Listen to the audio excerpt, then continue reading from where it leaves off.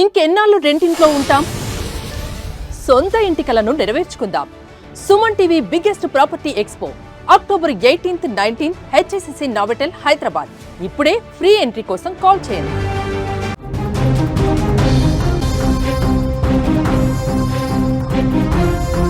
Israel Gaza శాంతి సదస్సులో America అధ్యక్షుడు డొనాల్డ్ ట్రంప్ సంచలన వ్యాఖ్యలు చేయడం జరిగింది. ప్రధాని మోదీ గురించి మాట్లాడినటువంటి తీరు ఇప్పుడు ఆశ్చర్యానికి గురి చేసింది.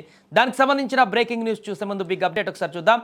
హైదరాబాద్ మొత్తంలో ఉన్నటువంటి బెస్ట్ ప్రాపర్టీస్ అన్నిటినీ ఒకే వేదికపైకి తీసుకువస్తుంది సుమన్ టీవీ. అక్టోబర్ 18, 19వ తేదీన హెచ్ఐసిసి నోవోటెల్లో జరిగేటువంటి సుమన్ టీవీ ప్రాపర్టీ ఎక్స్పోలో best flats, villas, open plots Deepavali offers and డిస్కౌంట్స్తో అందుబాటులో ఉంటాయి. మీరు విజిట్ చేసి ప్రతి గంటకి ఒక గోల్డ్ కాయిన్ గెలుచుకునేటువంటి ఛాన్స్ కూడా ఉంది. ఫ్యామిలీతో రండి, మీ డ్రీమ్ ప్రాపర్టీని సొంతం చేసుకోండి. రైట్, ఇక వార్తలోకి వెళ్తే ప్రపంచ వేదిక పైన భారత ప్రధాని నరేంద్ర మోదీకి ఉన్నటువంటి గౌరవం మరొకసారి రుజువైంది. అమెరికా అధ్యక్షుడు డొనాల్డ్ ట్రంప్ మరొకసారి మోదీని ఆకాశానికి ఎత్తేశారు. ఈజిప్టు అధ్యక్షుడు అబ్దెల్ ఫట్టా అల్ సిసితో కలిసి ట్రంప్ ఈజిప్టులోని షర్మ్ ఎల్ షేఖ్లో జరిగినటువంటి గాజా శాంతి సదస్సుకు హాజరయ్యారు.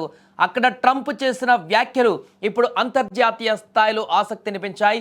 ఈ సందర్భంగా ఆయన భారత్ పైన ప్రశంసల వర్షం కురిపించారు. భారత్ చాలా గొప్ప దేశమని ట్రంప్ అన్నారు. ఒకసారి ట్రంప్ ఏం మాట్లాడారు, ఆయన అక్కడ ఎందుకు ఏ రకంగా మోదీని పొగిడారు, దానికి సంబంధించినటువంటి పూర్తి వివరాలు ఒకసారి ఆయన మాటల్లోనే విందాం. India is a great country with a very good friend of mine at the top, and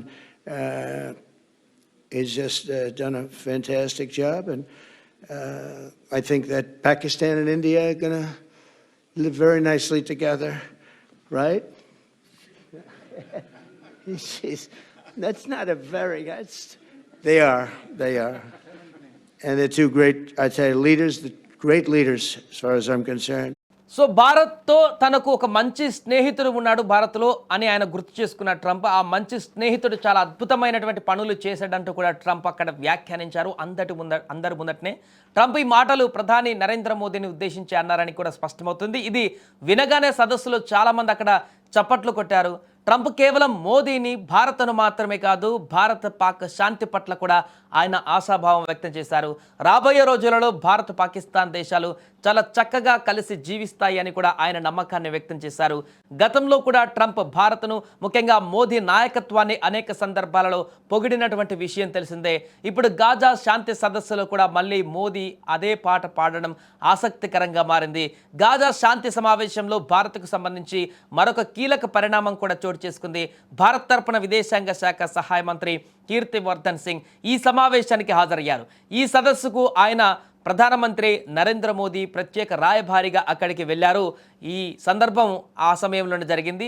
ఇక కీర్తివర్ధన్ సింగ్ అమెరికా అధ్యక్షుడు ట్రంప్తో సమావేశం కూడా అయ్యారు. అక్కడ గాజాలో శాంతి కార్యక్రమాలు, అలాగే మానవతా సహాయం అందించేందుకు భారత్ ఇస్తున్న మద్దతు గురించి వారు చర్చించారు.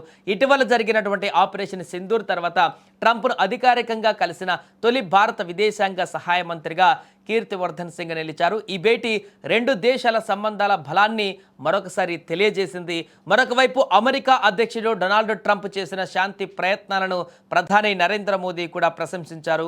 గాజా కాల్పల విరమణ ఒప్పందాన్ని మధ్యవర్తిత్వం చేయడంలో ట్రంప్ చూపినటువంటి అచంచలమైన కృషిని మోదీ కూడా అభినందించారు. మోదీ సోషల్ మీడియా వేదికగా ఎక్స్లో ఒక పోస్ట్ కూడా చేశారు. ట్రంప్ గాజా శాంతి ప్రణాళికలో భాగంగా హమాస్ బందీలను విడుదల చేశారు. 2 సంవత్సరాలకు పైగా హమాస్ బందీలుగా ఉన్నటువంటి చివరి 20 మంది బందీలు ఈరోజు ఉదయం విడుదలయ్యారు.